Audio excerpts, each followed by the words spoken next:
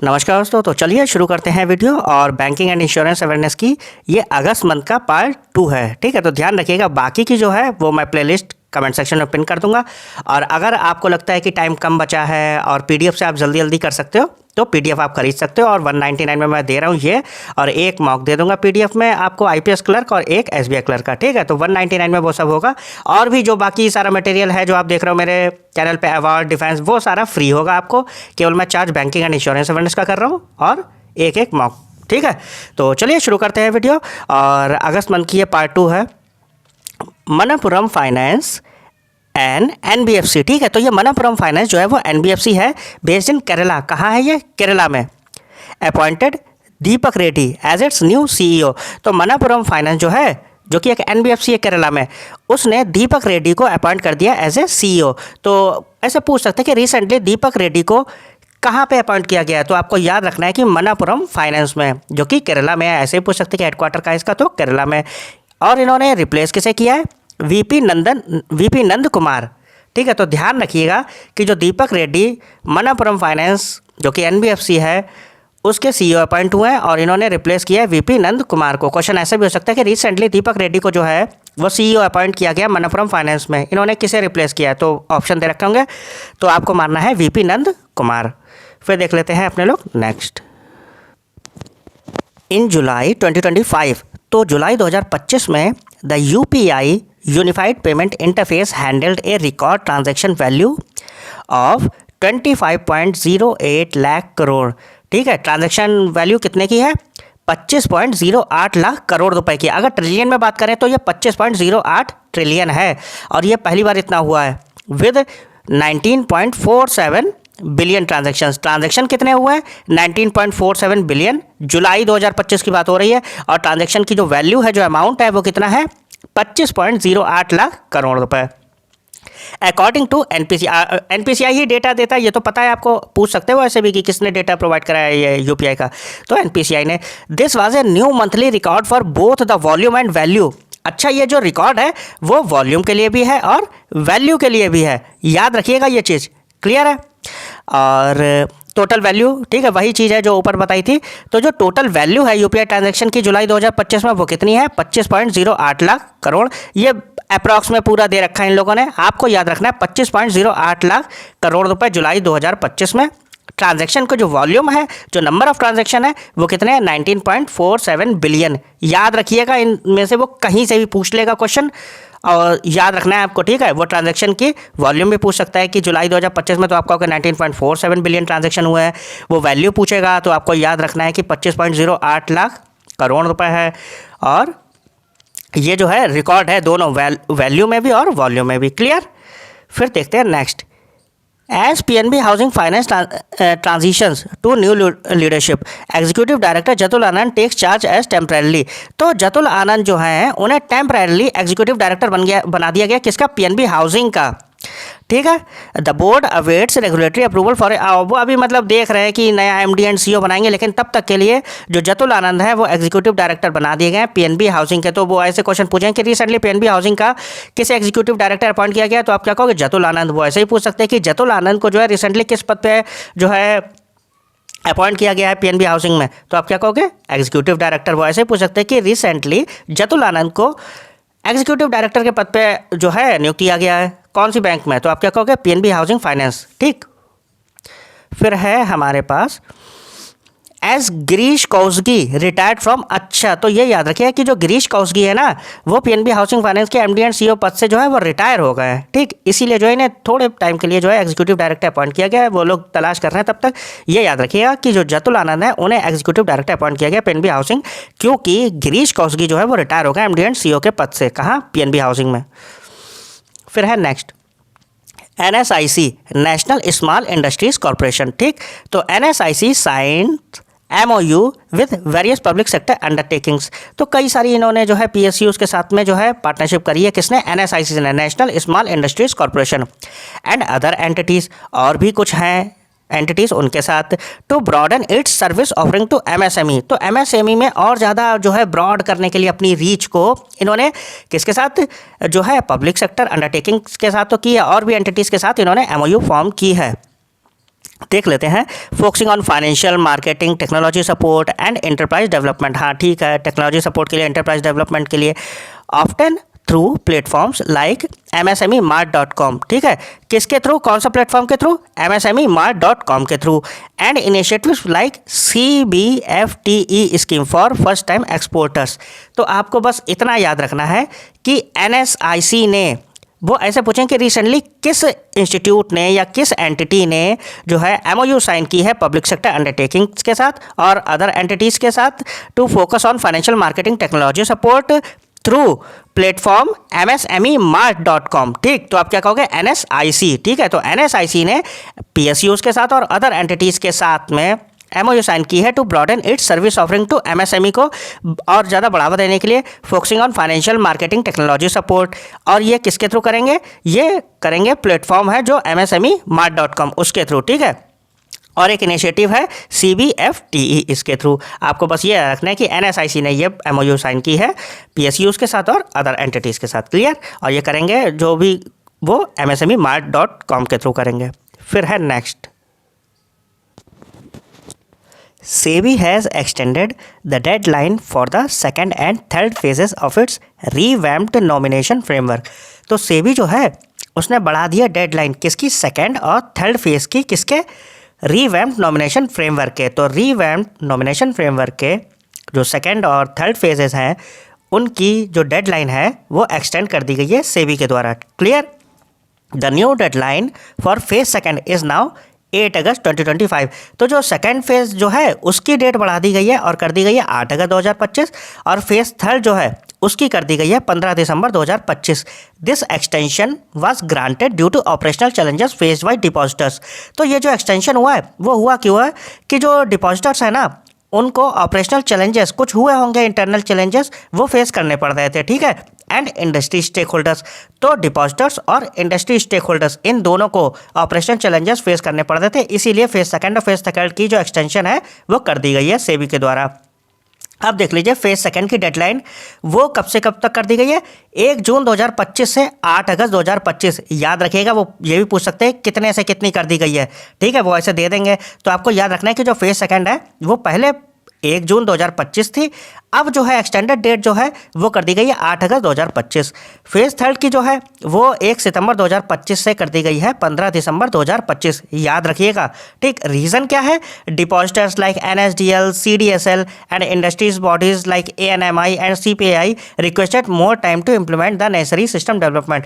तो system development करने के लिए वो कह रहे थे कि हमें थोड़ा और टाइम दे दीजिए आप, तो इसीलिए जो है SEBI ने उन्हें अलाउ कर दिया टाइम, और ये जो है डेडलाइंस दे रखी हैं जो आपको याद रखनी है। ठीक है, फिर देख लेते हैं नेक्स्ट, चॉइस AMC। ठीक है, तो चॉइस एसेट मैनेजमेंट जो कंपनी है received final SEBI approval on 1 August 2025 to launch its mutual fund operations. तो अब जो है चॉइस एसेट मैनेजमेंट कंपनी वो म्यूचुअल फंड ऑपरेशन अपने कर सकती है, marking a significant step for parent company choice international. तो ये जो चॉइस AMC है ये सब्सिडरी है चॉइस इंटरनेशनल की, और इसे जो है SEBI से अप्रूवल मिल गया है अपने म्यूचुअल फंड ऑपरेशन करने के लिए। किसके लिए, म्यूचुअल फंड ऑपरेशन के लिए। ठीक है, चॉइस AMC को अप्रूवल मिल गया है SEBI से, और ये सब्सिडरी है चॉइस इंटरनेशनल की। याद रखेंगे ना, चॉइस AMC को अप्रूवल मिला है SEBI से म्यूचुअल फंड ऑपरेशन के लिए। फिर देख लेते हैं Adani defence system and technology. तो ADSTL through it's joint venture horizon aero solution limited and prime aero service LLP। तो जो अडानी डिफेंस सिस्टम है एंड टेक्नोलॉजी लिमिटेड वो जो कर क्या रहा है थ्रू इट्स ज्वाइंट वेंचर, उसका एक ज्वाइंट वेंचर है। ठीक, क्या नाम है, horizon aero solution limited.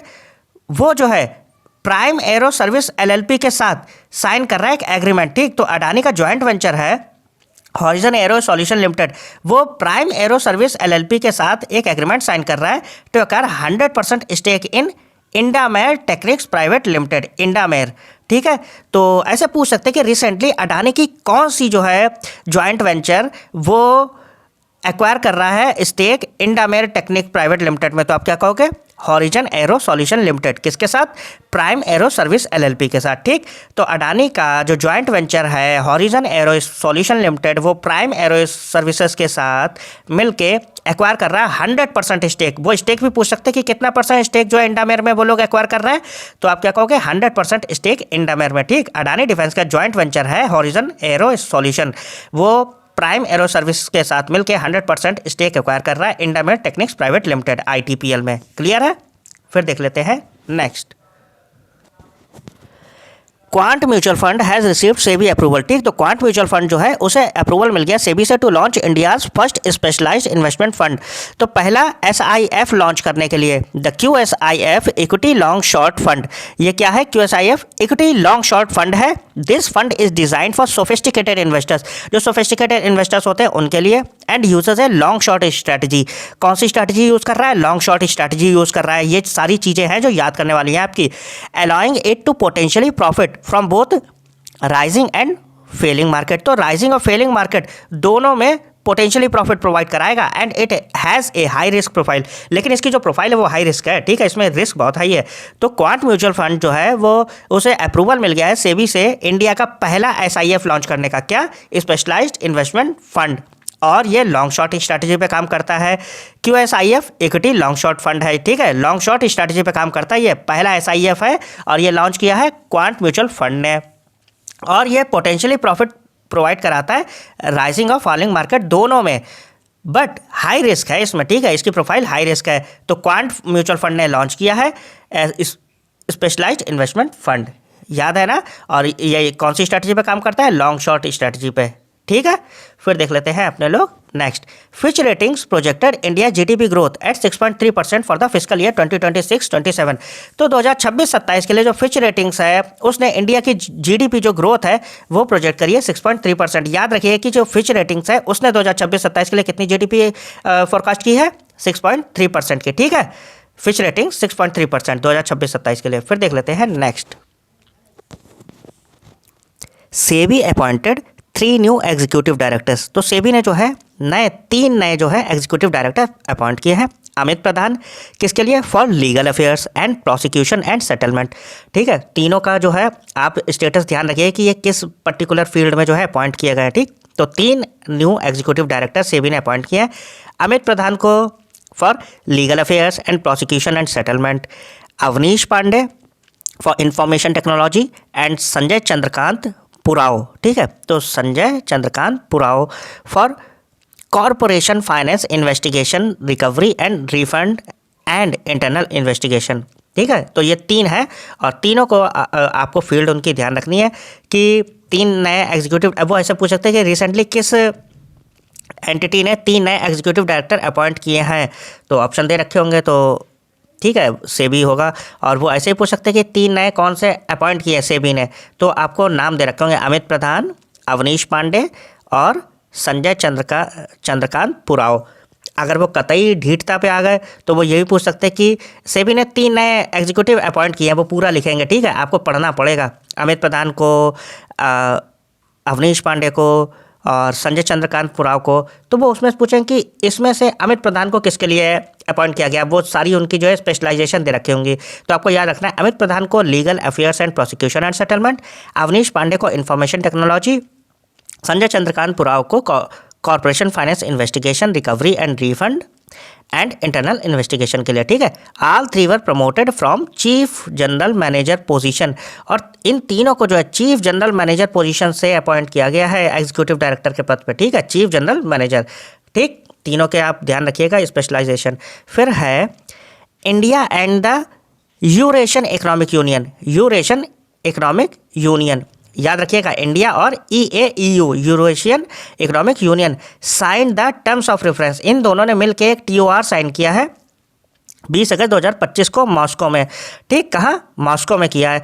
Officially launching negotiations, और इन्होंने ऑफिशियली लॉन्च किया negotiations for a free trade agreement. किसके लिए? FTA के लिए। ठीक है, बिटवीन देम। ठीक, और फिर देख लेते हैं व्हाट वाज साइंड। क्या साइन क्या किया गया है? एक टर्म ऑफ रेफरेंस किसके लिए? फ्री ट्रेड एग्रीमेंट के लिए। व्हेन, कब? 20 अगस्त को 2025 को। कहाँ हुआ है? मॉस्को, रशिया में। हु साइंड, किसने साइन किया? इंडिया की तरफ से Shri Ajay Bhado, additional secretary department of commerce. Department of commerce के एडिशनल सेक्रेटरी है, उन्होंने साइन किया है। EAEU की तरफ से, यूरेशियन यूनियन इकोनॉमिक यूनियन की तरफ से मिस्टर मिखाइल चेरकाएव। ठीक है, मिखाइल चेरकाएव डेप्यूटी डायरेक्टर किसके हैं? यूरेशियन इकोनॉमिक कमीशन के। ठीक, तो ध्यान रखिएगा, इंडिया और ईएयू की तरफ से एक टीओआर साइन किया गया है 20 अगस्त 2025 को मॉस्को में, और ये जो है फ्री ट्रेड एग्रीमेंट के लिए है। ठीक है, किसके लिए? फ्री ट्रेड एग्रीमेंट के लिए। क्या? टर्म्स ऑफ रेफरेंस इंडिया और ईएयू, यूरेशियन इकोनॉमिक यूनियन। और किसने किसने किया है? इंडिया की तरफ से अजय भादु additional secretary department of commerce के, उन्होंने, और ईएयू की तरफ से मिखाइल चेरकेव है, deputy director Eurasian economic commission. Clear? फिर देख लेते हैं next, board of governors of the new development bank. तो एनडीबी के जो बोर्ड ऑफ गवर्नर्स हैं उन्होंने अपॉइंट किया है डॉक्टर राजीव रंजन को as vice president of new development bank for 5 year term. तो ध्यान रखिएगा कि वो पूछ सकते हैं कि रिसेंटली किसे जो है वाइस प्रेसिडेंट के पद पे चुना गया है एनडीबी के, तो आप क्या कहोगे? राजीव रंजन। वैसे ही पूछ सकते हैं कि राजीव रंजन को रिसेंटली किस बैंक का वाइस प्रेसिडेंट चुना गया है, तो आप क्या कहोगे? न्यू डेवलपमेंट बैंक का। वो ऐसे ही पूछ सकते हैं कि राजीव रंजन को न्यू डेवलपमेंट बैंक का वाइस प्रेसिडेंट अपॉइंट किया गया है कितने सालों के लिए? 5 साल के लिए। ठीक, कोई भी क्वेश्चन बना सकते हैं, तो आपको बार बार पढ़ना होता है और अलग अलग क्विज़ेस देनी होती है। अगर आपको ये वीडियो अच्छा लग रहा है तो प्लीज़ ज़्यादा से ज़्यादा सब्सक्राइब करिएगा, क्योंकि जो है अभी फिर मैं एमसीक्यूज़ भी लेके आऊँगा इसी से रिलेटेड जो मैं पढ़ा रहा हूँ आप लोगों को, तो आप ज़्यादा से ज़्यादा सब्सक्राइब करिए। फिर देख लेते हैं the 28th national conference on e governance. तो नेशनल कॉन्फ्रेंस जो ई गवर्नेंस पे है NCEG 2025 was held in Visakhapatnam Andhra Pradesh. तो ये 28 NCEG कहाँ हुई है? विशाखापट्टनम आंध्र प्रदेश में 22 से 23 सितंबर के बीच में, organised by DARPG MEITY, ministry of electronics and information technology. ठीक है, DARPG की फुल फॉर्म आप लोग कमेंट करके बताइए। तो है क्या ये? 28th national conference on e governance. तो 28 NCEG वाज हेल्ड कहाँ हुई है? ये विशाखापट्टनम आंध्र प्रदेश में 22 से 23 सितंबर के बीच में हुई है, organised by DARPG and MEITY। और आंध्र प्रदेश गवर्नमेंट भी इसमें शामिल थी, with the theme Viksit Bharat civil service and digital transformation and focused on digital governance and modernisation. तो कई सारे क्वेश्चन है, फिर से मैं पढ़ा देता हूँ जिससे आप कंफ्यूज ना हो। तो हुआ क्या है कि 28th national conference on e governance 28th NCEG 2025 की एडिशन, याद रखिएगा वो एडिशन भी पूछ रहे हैं। ठीक है, तो याद रखिए, वो ऐसे ही पूछ सकते हैं कि national conference on e governance हुई है विशाखापट्टनम आंध्र प्रदेश में, कौन सी एडिशन की? आप ही लग जाओगे। ठीक, तो याद रखिएगा 28th national conference on e governance was held in Visakhapatnam Andhra Pradesh 22 से 23 सितंबर के बीच में हुई है, organised by DARPG MEITY and Andhra Pradesh government. 3 लोगों ने मिलकर कराई है ये 28th वाली, विद द थीम। अच्छा, थीम भी है, वो थीम भी पूछ सकते हैं कि 28th national conference e governance की थीम क्या है, तो आप क्या कहोगे? Viksit Bharat civil service and digital transformation and focused on digital governance and modernisation. Focus क्या था? डिजिटल गवर्नेंस पे, कि डिजिटली कैसे गवर्न करते हैं, और मॉडर्नाइजेशन पे, मॉडर्न करना है चीज़ों को। ठीक है, तो याद रखिएगा कि जो 28th national conference on e governance है वो विशाखापट्टनम आंध्र प्रदेश में हुई है, organised by DARPG MEITY and Andhra Pradesh government. तीनों इंस्टीट्यूट वो अलग अलग ऑप्शन दे रखे होंगे। ठीक है, अभी मैं बताऊंगा, आप लोग जो है ज़्यादा से ज़्यादा सपोर्ट करिए, फिर मैं क्वेश्चन भी बताऊंगा आप लोग को कि कैसे फ्रेम होते हैं। ठीक, फिर है अपने लोगों के पास next, the CCI has approved the acquisition of majority stake in Theobroma Foods Private Limited by entities of the Chris Capital Group, specifically Infinity Partners, Eco Investment Limited and Atreides Investment। तो देखो हुआ क्या है कि जो CCI है ना, वो अप्रूवल देता है कि जब हम चीज़ों को एक्वायर कर रहे होते हैं, कोई भी एंटिटी किसी के थ्रू एक्वायर होती है, तो कौन अप्रूवल देता है? CCI, competition commission of India. Clear? तो CCI ने अप्रूव कर दिया है एक्विजिशन किसका? Theobroma food private limited. ठीक, तो Theobroma फूड प्राइवेट लिमिटेड का जो है वो एक्वायर करी जाएगी किसके द्वारा? Chris capital group. स्पेसिफिकली इसमें जो है क्रिस कैपिटल ग्रुप के द्वारा की जा रही है। स्पेसिफिकली अगर बात करें उसमें भी infinity partners, aqua investment limited and atrades investment BV। ठीक, तो एक्वायरर कौन है? Infinity partners, aqua investment limited and atrades investment BV। ठीक, और ये सब किस ग्रुप की है? क्रिस कैपिटल ग्रुप की। टारगेट क्या है? Theobroma फूड प्राइवेट लिमिटेड को एक्वायर करना है। क्या ये Theobroma food private limited? A nationwide bakery chain है। ठीक है, a nationwide bakery chain known for its brownies, specially brownies, cakes, confectionery products हैं, उसके लिए जानी जाती है ये क्या? Theobroma food private limited. और इसे एक्वायर कौन कर रहा है? Infinity partners, aqua investment limited and atrades investment. ये सब किसके अंदर आते हैं? क्रिस कैपिटल ग्रुप एंटिटीज के। ठीक है, और डील की जो वैल्यू है ये भी याद रखिएगा कि कितने में हो रही है ये deal. Reports indicate Chrys capital is acquiring लगभग 90%, मतलब अब ये इसी के कंट्रोल में चली जाएगी। तो क्रिस कैपिटल के अंदर ये जितनी भी है इन्फिनिटी, एक्वा और ये एट्राइड्स, तो क्रिस कैपिटल जो है वो एक्वायर कर रही है 90% स्टेक। किसका? जो दियोब्रोमा है उसका 90% स्टेक 2410 करोड़ रुपए में। ठीक, तो कई सारी इसमें इन्फॉर्मेशन है, ध्यान से पढ़िएगा कि जो डील वैल्यू है उसके थ्रू जो क्रिस कैपिटल है वो एक्वायर कर रही है 90% स्टेक दियोब्रोमा में 2410 करोड़ रुपए में, 2410 करोड़ रुपए में। क्लियर है? फिर देख लेते हैं अपने लोग next. Bajaj Allianz life insurance has acquired 2.1% stake in JM financial home loans. तो बजाज एलियन लाइफ इंश्योरेंस जो है उसने एक्वायर कर लिया है कितना, 2.1% स्टेक इसमें जेएम फाइनेंशियल होम लोन्स में। क्लियर है? और इसमें जो है from a subsidiary of JM financial for 65.5 crore. ठीक है, और ये कितने में डील हुई है, 65.5 करोड़ रुपए में। ट्रांजैक्शन डिटेल देख लीजिए। बायर कौन है, बजाज एलियन लाइफ इंश्योरेंस है। सेलर कौन है, जेएम फाइनेंशियल क्रेडिट सॉल्यूशन है, a wholly owned subsidiary of JM financial. ठीक, तो ये जो खरीदी जा रही है जेएम फाइनेंशियल क्रेडिट सॉल्यूशन, ये सब्सिडरी किसकी है, जेएम फाइनेंशियल लिमिटेड की। स्टेक कितना एक्वायर किया गया है, 2.1% का। और इक्विटी शेयर्स की बात करें 13.65 मिलियन इक्विटी शेयर्स है। टोटल डील वैल्यू कितने की है, 65.5 करोड़ की। ठीक, तो बजाज एलियन लाइफ इंश्योरेंस जो है एक्वायर कर रहा है 2.1% stake JM financial home loans from a subsidiary of JM financial. तो जेएम फाइनेंशियल की छोटी सब्सिडरी है जेएम फाइनेंशियल होम लोन्स, उसके 2.1% स्टेक को एक्वायर कर रहा है बजाज एलियन 65.5 करोड़ रुपए में। क्लियर है?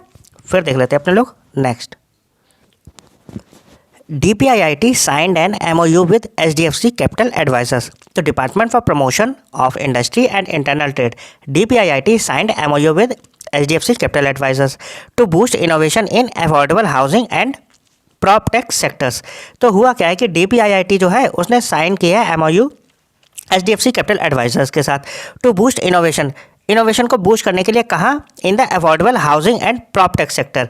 तो प्रॉपटेक सेक्टर और अफोर्डेबल हाउसिंग में बाय सपोर्टिंग स्टार्टअप्स। किसके थ्रू, स्टार्टअप को सपोर्ट करेंगे, एफिशिएंसी को इम्प्रूव करेंगे and connecting them with developers.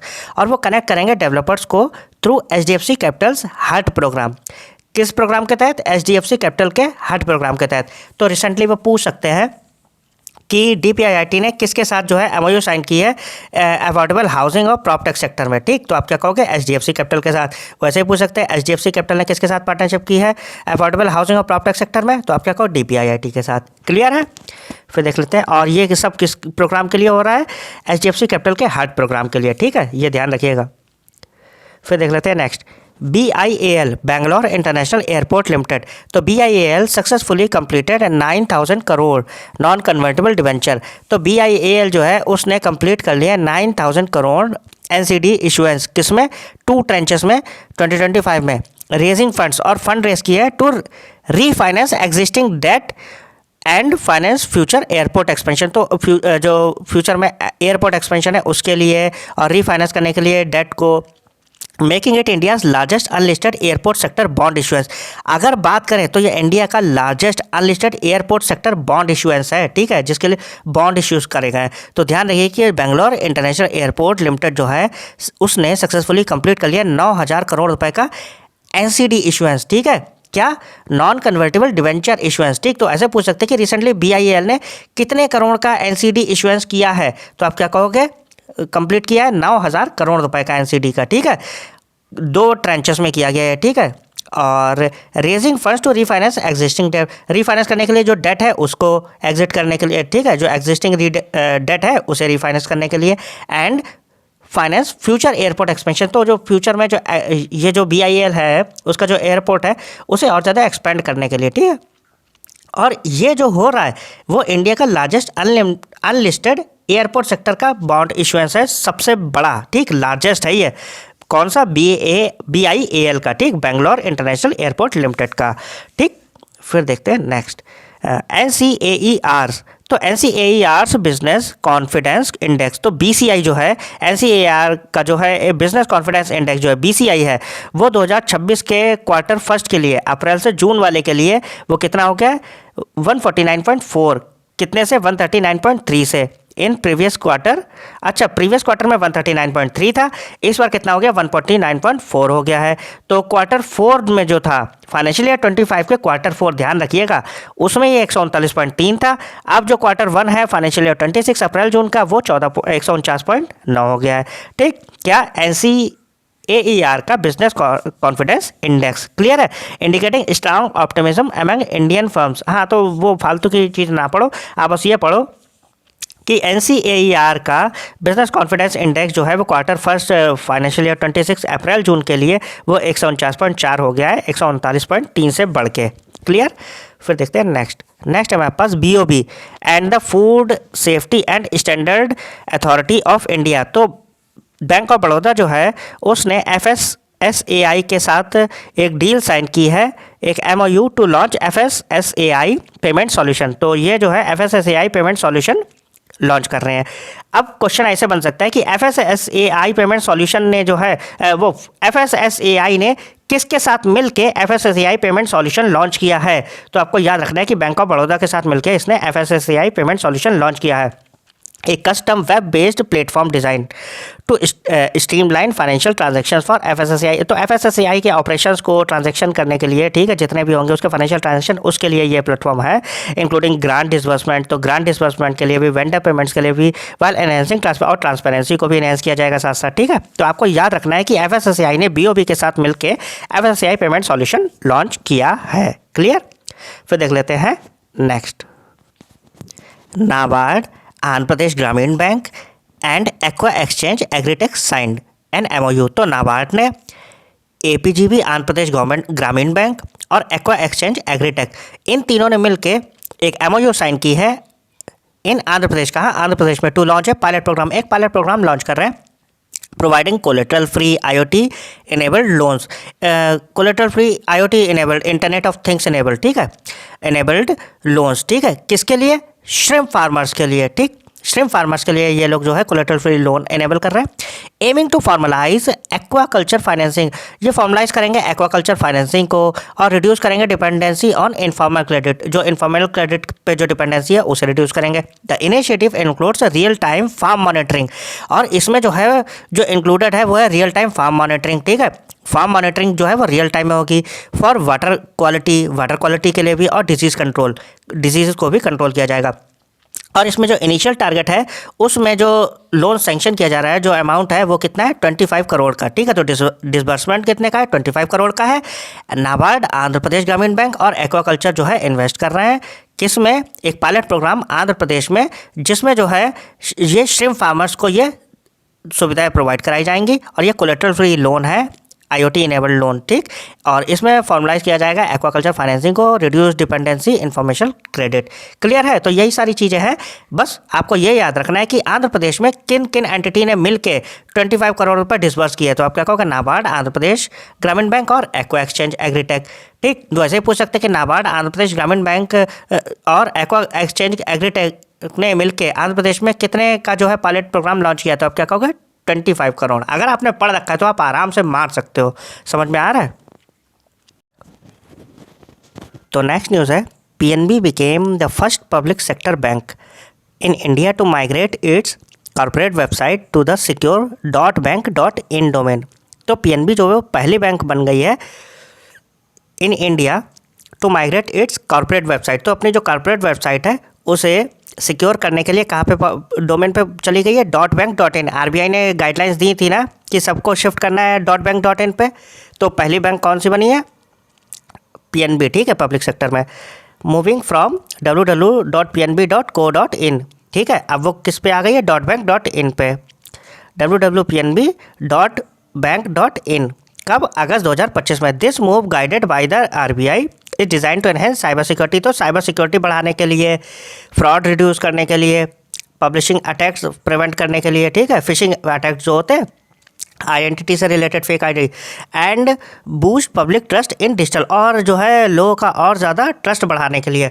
आपको बस इतना याद रखना है कि वो क्वेश्चन पूछेंगे कि रिसेंटली जो RBI ने गाइडलाइंस दी थी कि सारी बैंक्स को शिफ्ट करना है अपने आप को .bank.in डोमेन पे, उसमें पहली बैंक कौन सी है जो शिफ्ट कर गई है? तो आपको आंसर क्या होगा? Punjab national bank. क्लियर है? फिर देख लेते हैं next, the Japan international cooperation agency. तो जी का हैज़ अनाउंस्ड ए $40 मिलियन। ठीक है, तो उसने अनाउंस कर दिया $40 मिलियन लोन इन आविष्कार Capitals global supply chain support fund. ठीक है, तो उसने किस में इन्वेस्ट कर रहा है? $40 मिलियन आविष्कार कैपिटल्स गोल्ड सप्लाई चेन, ठीक है, support fund. The investment is intended to support small and medium sized enterprise. और ये जो इन्वेस्ट कर रहा है जी का $40 मिलियन आविष्कार कैपिटल में, उसका इंटेंशन क्या है, to support small and medium size enterprises, ठीक है, एसएमईज को सपोर्ट करेगा, involve in global supply chains, तो ग्लोबल सप्लाई चेन्स में जो कि इन्वॉल्व हैं कहाँ, एशिया और अफ्रीका में, ठीक है, इन दोनों जगह पे, with a focus on sector such as agriculture, food processing and manufacturing, agriculture में, प्रोसेसिंग में और मैन्युफैक्चरिंग जैसे सेक्टर में इन्वॉल्व हैं ये, ठीक। जो भी एसएमईज उनको ये $40 मिलियन इन्वेस्ट कर रहा है आविष्कार कैपिटल में, कौन, जीका। तो याद रखिएगा कि वो ऐसे पूछ सकते हैं कि आविष्कार कैपिटल में कौन रिसेंटली जो है $40 मिलियन इन्वेस्ट कर रहा है, तो आप क्या कहोगे, जी का। वो ऐसे ही पूछ सकते हैं कि जी का रिसेंटली किस सपोर्ट फंड में जो है इन्वेस्ट कर रही है, तो ऑप्शनों का आविष्कार कैपिटल और भी कई सारे होंगे, तो आपको याद रखना है कि जी का जो है $40 मिलियन आविष्कार कैपिटल में इन्वेस्ट कर रही है टू सपोर्ट एसएमईज, ठीक है।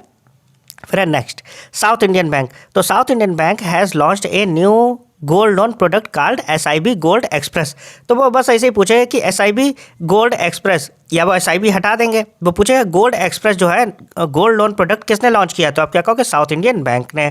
ऐसे ही पूछ सकते हैं कि साउथ इंडियन बैंक ने रिसेंटली कौन सा गोल्ड लोन प्रोडक्ट लॉन्च किया है, तो आप क्या कहोगे, गोल्ड एक्सप्रेस। ध्यान रखिए, which offers loan up to 90% of the placed gold value, तो गोल्ड वैल्यू के अप्रॉक्स 90% ये आपको लोन प्रोवाइड करा देते हैं। This product is designed to provide quick and convenient access, हाँ तो वो तो पता ही आपको सब चीज़ें, बस आपको ये ध्यान रखना है कि साउथ इंडियन बैंक ने gold express new gold loan product launch किया है और ये 90% प्लस गोल्ड वैल्यू तक आपको लोन प्रोवाइड कराएंगे, ठीक है। फिर देखते हैं next, Malaysia has launched Ryt bank, ठीक, तो उसने लॉन्च किया है Ryt bank, the world's first AI powered digital bank, ठीक है, पहला AI पावर्ड डिजिटल बैंक किसने, मलेशिया ने, in a collaboration between YTL group and Sea limited, ठीक है, किसकी किसकी कोलेब्रेशन में, YTL ग्रुप की और सी लिमिटेड की कोलेब्रेशन में।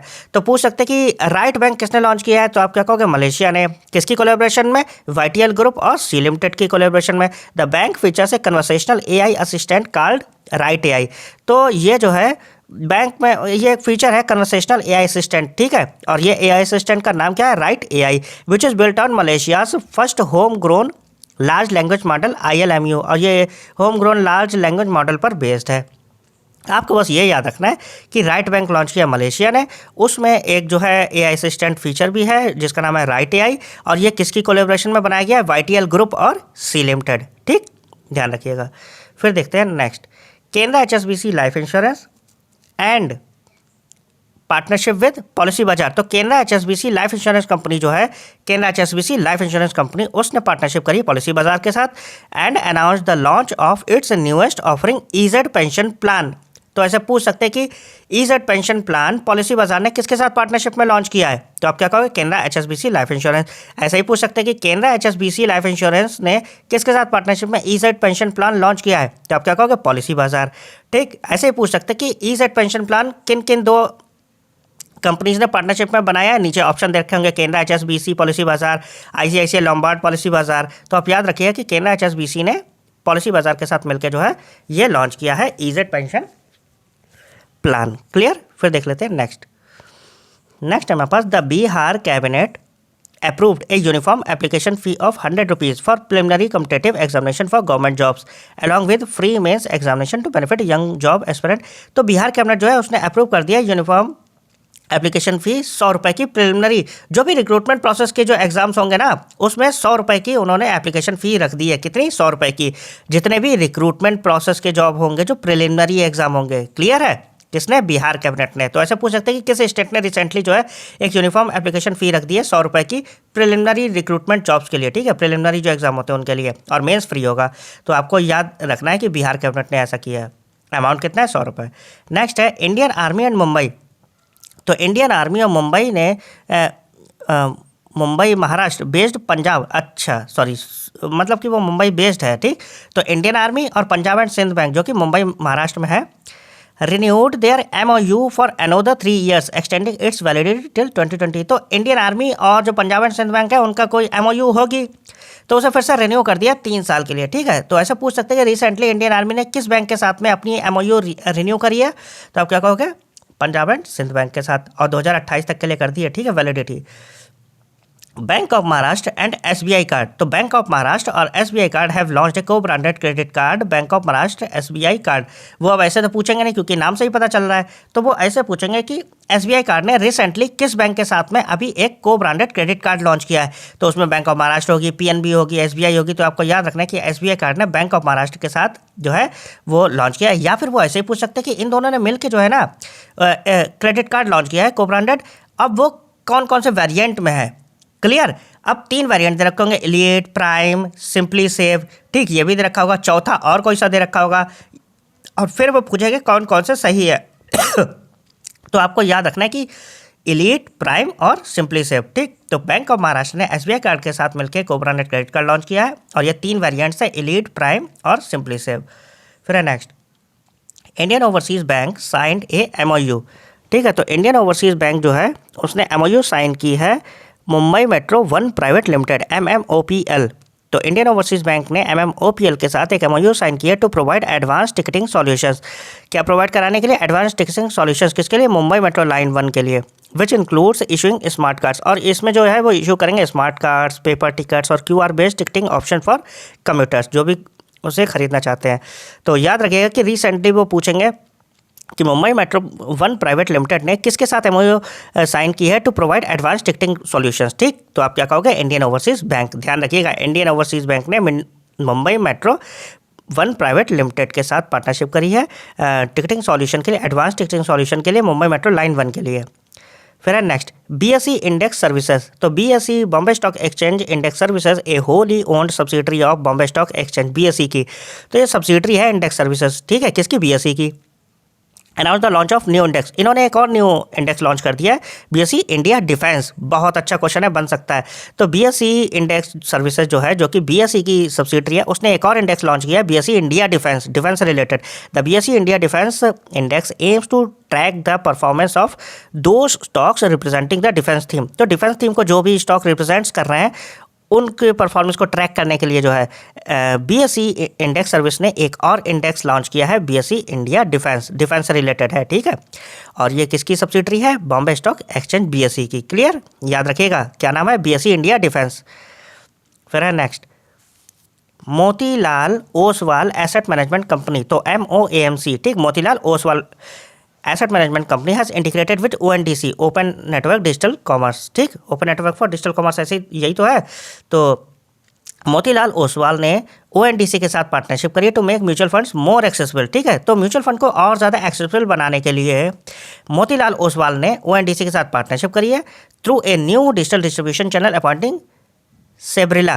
ठीक है, appointing Cybrilla as its backend service provider. और इसके जो बैकएंड में सर्विस प्रोवाइडर है इंटीग्रेशन के लिए, वो कौन है? सेब्रिला। ठीक है, क्या? साइब्रिला बोल सकते हो, सिब्रिला बोल सकते हो आप। ठीक, याद रखिएगा स्पेलिंग। वो ऐसे पूछेंगे कि मोतीलाल ओसवाल ने ONDC के साथ पार्टनरशिप करी है, तो अब वो ये कहेंगे उन्होंने किसे अपॉइंट किया है बैकएंड सर्विस प्रोवाइडर के लिए, तो आप क्या कहोगे? साइब्रिला। ठीक, साइब्रिला। वो ऐसे ही पूछ सकते हैं कि रिसेंटली किस कंपनी ने या एसेट मैनेजमेंट कंपनी ने इंटीग्रेट किया है ONDC के साथ। ठीक है, और आपको क्या करना है? मोतीलाल ओसवाल मार के आना है। ठीक, क्लियर।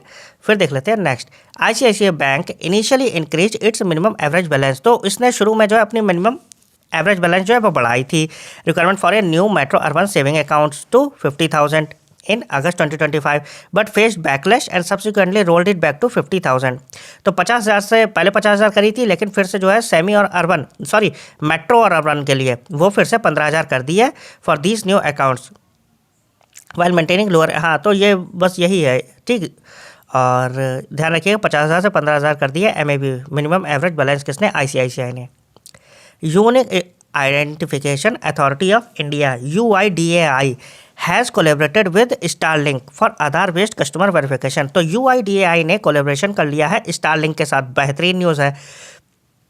तो वो ऐसे पूछेंगे कि UIDAI ने रिसेंटली किसके साथ जो है कोलेबरेशन करी है for Aadhaar based customer verification to enable seamless, paperless and complex onboarding for users of for Starlink high speed satellite internet services in India. वो ऐसे ही पूछ लेंगे। ठीक है, UIDAI ने किसके साथ कोलेबरेशन करी है आधार बेस्ड कस्टमर वेरिफिकेशन के लिए, तो आप क्या कहोगे? स्टारलिंक के साथ। ठीक, या फिर स्टारलिंक पूछ सकते हैं किसके साथ हुई है, तो आप कहना UIDAI। और आप लोगों से रिक्वेस्ट, अगर आप चाहते हो कि आप एमसीक्यू चाहते हो इससे रिलेटेड कि बैंकिंग और इंश्योरेंस अवेयरनेस से रिलेटेड एमसीक्यूज भी आ जाए, तो आप सब्सक्राइब करिए ज़्यादा से ज़्यादा, ठीक है। फिर देख लेते हैं next. Central bank of India has launched AI powered digital gold loan machine. तो सेंट्रल बैंक ऑफ इंडिया ने लॉन्च करी है AI powered digital gold loan machine, sometimes refer to as an ATM, ठीक। क्या इसे कहेंगे? ATM। कहाँ? परमकुड़ी मदुरई में, परमकुड़ी मदुरई में ऑन ए पायलट बेसिस। तो सेंट्रल बैंक ऑफ इंडिया ने लॉन्च किया AI power digital gold loan machine, ATM भी इसे कह सकते हो। कहाँ? परमकुड़ी मदुरई, ठीक। किसने? सेंट्रल बैंक ऑफ इंडिया ने, डिजिटल गोल्ड लोन मशीन, ठीक, परमकुड़ी मदुरई।